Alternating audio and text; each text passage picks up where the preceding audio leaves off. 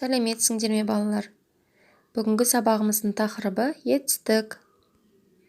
Оқу мақсаты тірек сөздерді қатыстыра отырып берілген тақырып бойынша әңгіме құрау.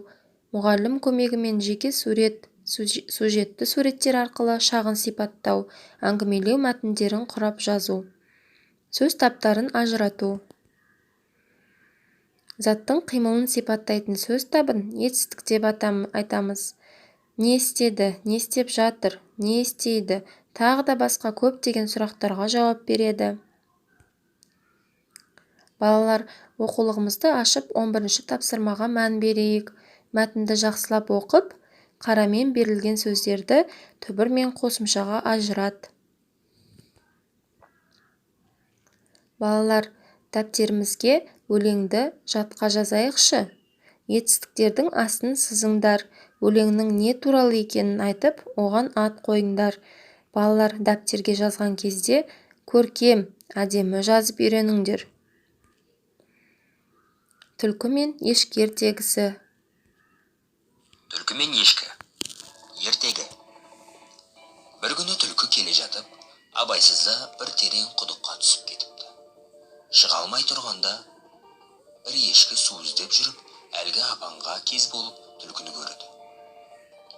«Ей, түлкі батыр, не қылып тұрсың?» депті. «Ой, не қыласың, жаным жай тауып тұр. Қырда әрі сусап, әрі ыстықтан өліп едім. Құдықтың іші әрі салқын, әрі түбінде тұп-тұнық суы бар екен», дейді түлкі. Мұны естіп ешкі: «Мен де салқындайын, әрі су ішейін», деп ойлап, секіріп құдыққа түсіпті. Сонда түлекең ешкінің үстіне секіріп мініп, онан мүйізіне шығып, далаға ырғи жөнеліпті. Сөйтіп жөніне кетіпті. «Өтірікке алданба, басың бәлеге душар болады» деген осыдан қалыпты.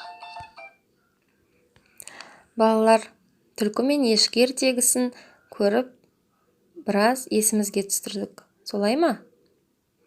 Ал енді түлкі мен ешкі ертегісіндегі негізгі ойларды есімізге түсірдік. Суреттерді пайдаланып, жоспарды жалғастырып жазайық. Бірінші жоспарымыз түлкінің апанға түсіп кетуі. Екінші және үшінші жоспарын қанекей өзіміз құрап көрейікші балалар. Балалар, үй тапсырмасына 14-ші тапсырманы алыңдар. Сөздерді оқып, олардың етістік екенін дәлелде. Етістіктерге сұрақ қой, оларды тиісті сұрақтардың тұсына топтастырып жаз.